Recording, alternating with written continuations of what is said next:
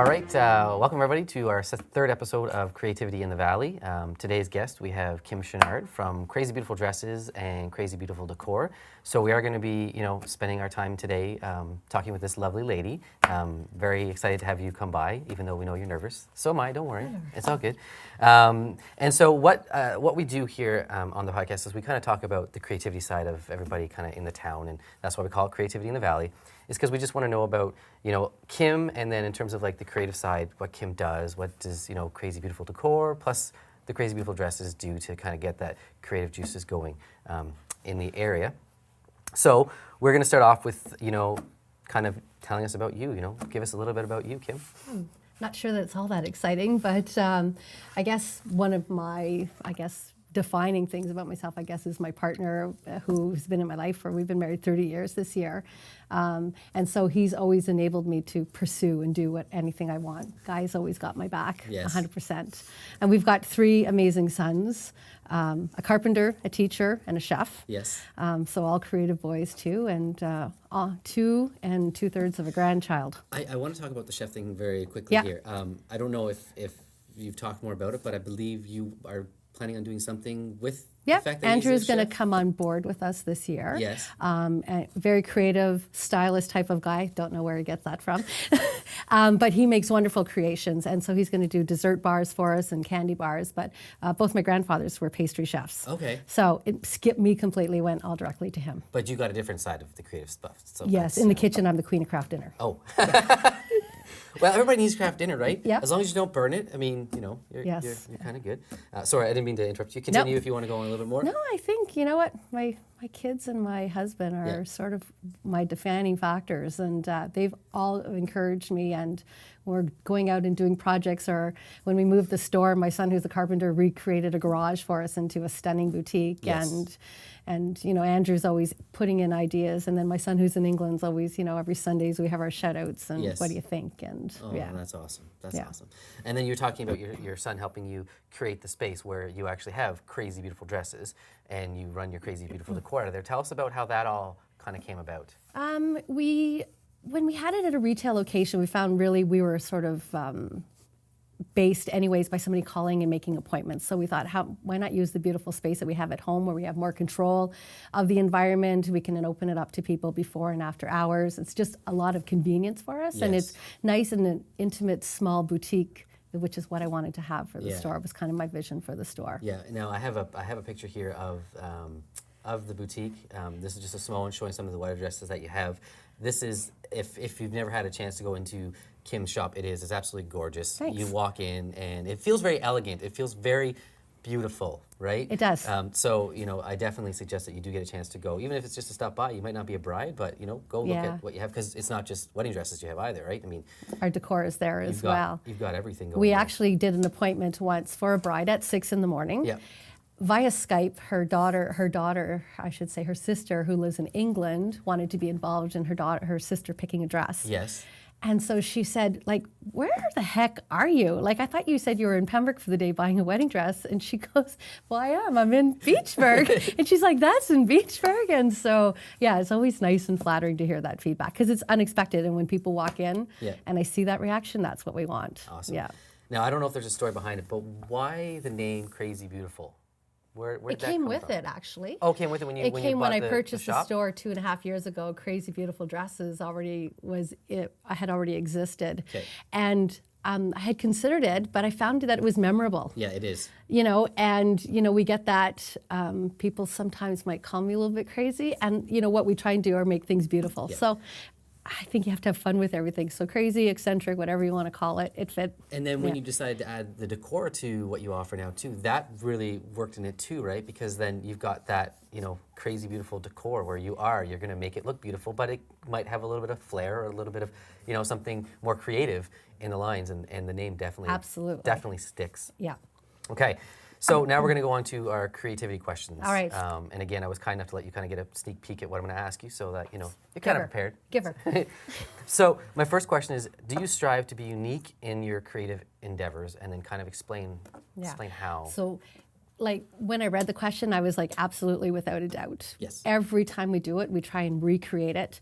Even if it's the same props or a vase that's been used, we try and do it differently, whether it's the ribbon or the way it's been added or the way we use it. Yep. Each and every time. And my hardest clients are the ones who are saying that I want 20 of the same centerpieces on every table, because my background is interior decorating, that we're taught that to keep things visually stimulating. And so when you're looking around a room and you're seeing things at different heights or different light factors into it, it makes it visually interesting and the mind's registering and keep taking it all in and absorbing. So Yeah. it's a huge thing for me Okay. to keep unique with it. Because this first image that I have here is, it's a set that you had designed with another local artist, where this really shows into how your mind kind of works when you're doing a shoot. So kind of, I just want you to explain how this shot came about and, you know, why you guys did it and how the creative process. So kind of flowed this through. is my very first styled shoot. Yep. And we started with the color palette. And actually it was with the blue that's on the tablecloth. Yes. And so this person that we work with just always gives me the palette and said, this is the theme. And so we work together on developing it and recruit florists and other artists involved in it. Yeah. But it always evolves from there. And I'm always given the creative liberties to just go for it with So it. it's like, here's the colors.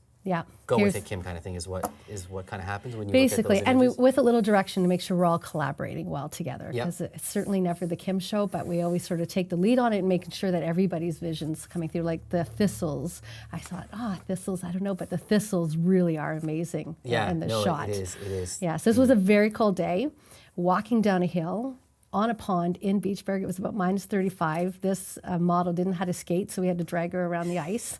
So, but great, Put her on like, the I chair and love push her, this you know, down the stuff, ice kind of right? thing. Hate it in the moment, love it after. It's, I mean, we're from Canada and we know what it's like to, you know, have cold weather, and just looking, it does look like it was probably a cold day. It was a very cold day. So again, it's a great image. So my next question is, who or what experience have kind of inspired your work and being so, you know, creative in your endeavors? I think it's my life experiences. Yep. Being a military wife, you know, picking up. We moved 5 times in 10 years. Okay. So when you have to pick up and you've got children and, you know, so we always just threw ourselves into the community. And I never made my life about my husband. When he was home, he fit in. So we were just very active and we volunteered and we got to travel and meet all kinds of, so all of those people and travel and new and interesting things have just inspired me along the way. That's really neat that it's like really been kind of like your life, what's happened in your life and everything like that has kind of Kind of is what it is, and you work with what you've got, and you make the best of it. Yeah, exactly, right? Yeah. And then my next one is, when was the first time that you remember realizing that you were kind of a creative person? So when my mom watches this, and she'll laugh, because Barbie airplanes were never just the way they were. Okay. I would draw my own wallpaper, paste the inside, redo the seats. I remember I would do dining room sets with my Barbies, but it was never the dining room that came with the set. It was always the leather-bound encyclopedias that became the top of the table. And so yeah, I pretty much destroyed all my toys and recreated them. I wish you had pictures of that to share. Yeah, I because wish I that did would have too. been fantastic. Yeah. That would have been awesome. That's a Yeah. great story. Yeah. And then another, you know, my fourth question now is kind of, how do you deal, if they happen, but how do you deal with creative blocks?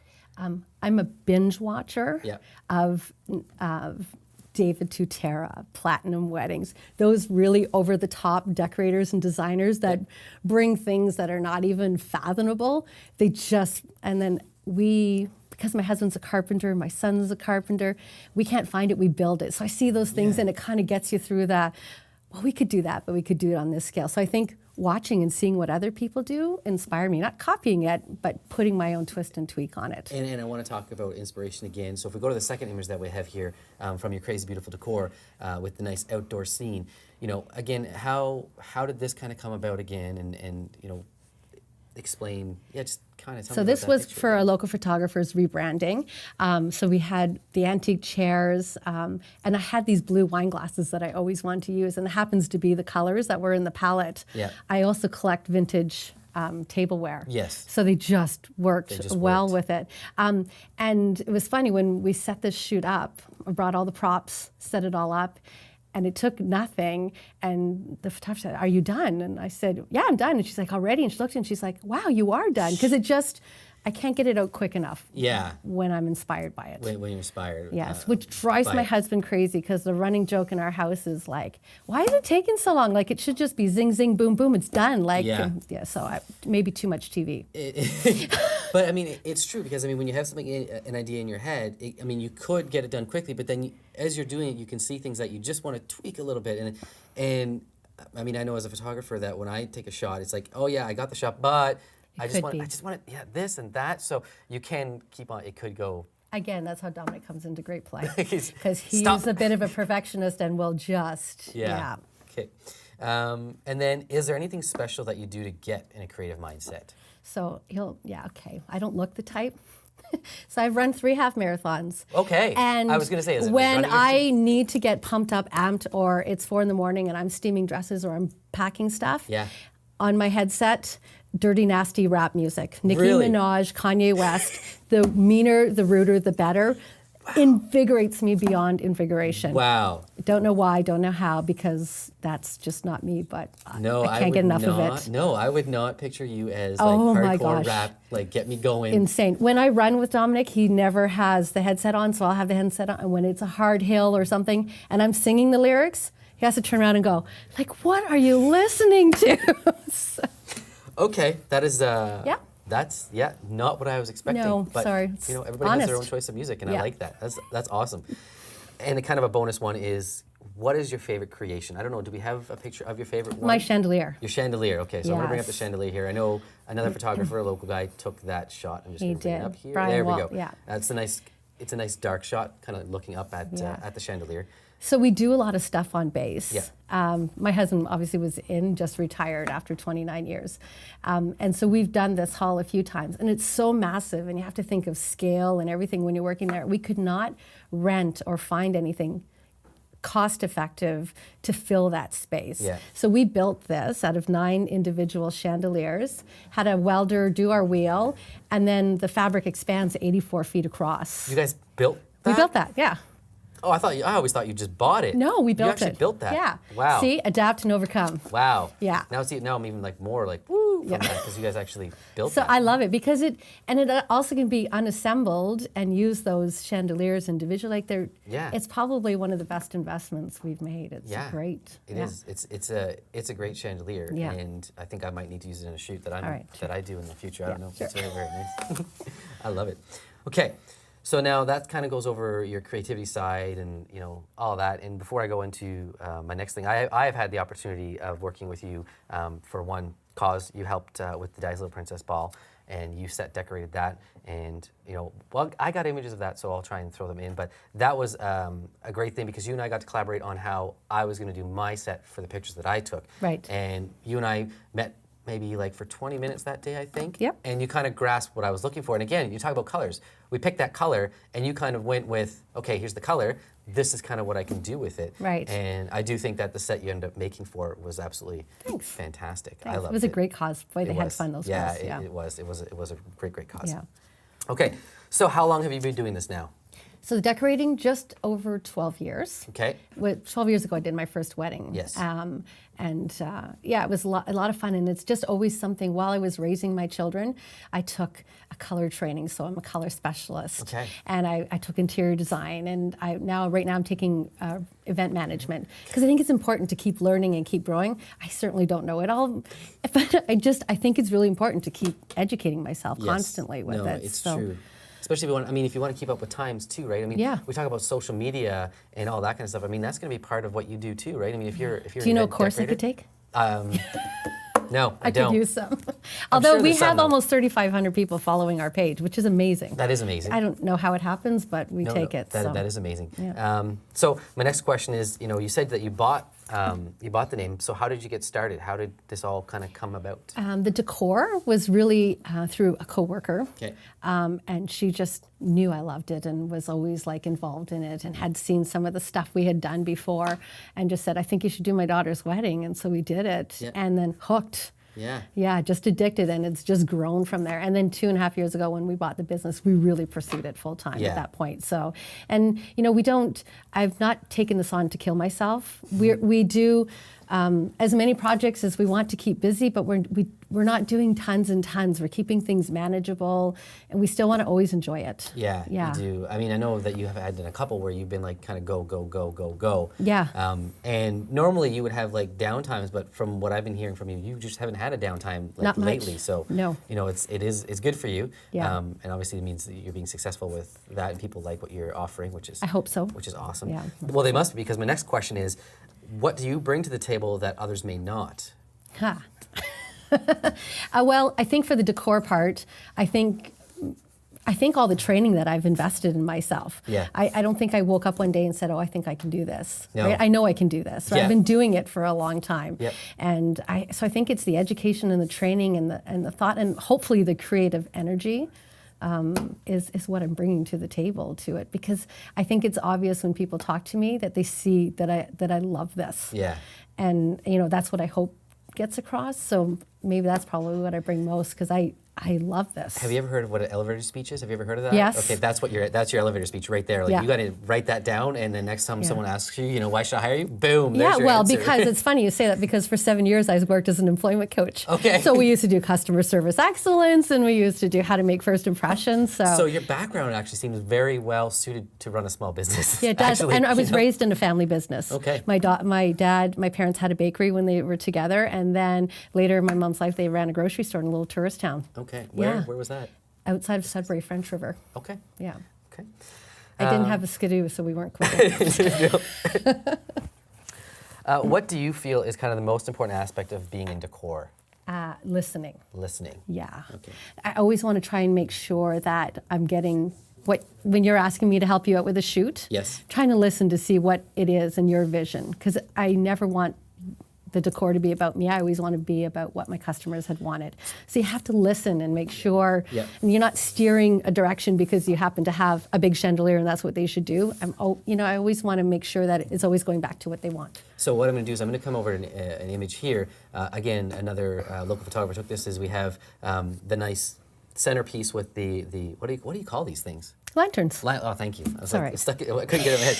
That's okay. You have the lanterns. So you're talking about listening. Yeah. So when we look at the shot, you say you're listening to your client. So kind of how does that come about? You were listening to them. So Yeah, so she wanted a rustic theme. Yeah.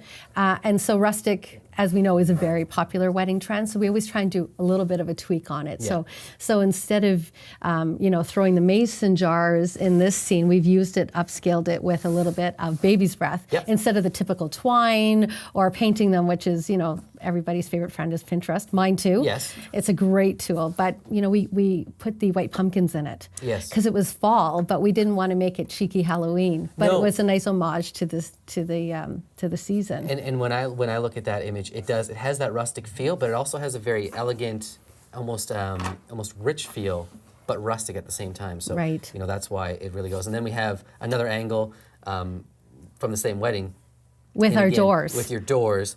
And this is just a nice, did the client ask for these doors, or was that just No, you? I just thought that it suited the wedding. Yeah. And she wasn't really a frou-frou girl. So having all of that bulk of fabric behind her, Yeah. this just added depth. Very great couple, but just easygoing. And I just felt like it suited them more, and they loved it. It was the first time we used it actually at Rankin, and it was. Yeah. I've had a lot of requests for it since. But Is this easy to move around? Yeah. It is, eh? well, it's easy when your husband, Well, yeah, when he just does Yeah. all the heavy And a lifting for you. trailer And a and- trailer, yeah. Because I like that too. That's geez, I'm beautiful. seeing all the stuff that I want to. okay. I want to play with, and that's okay.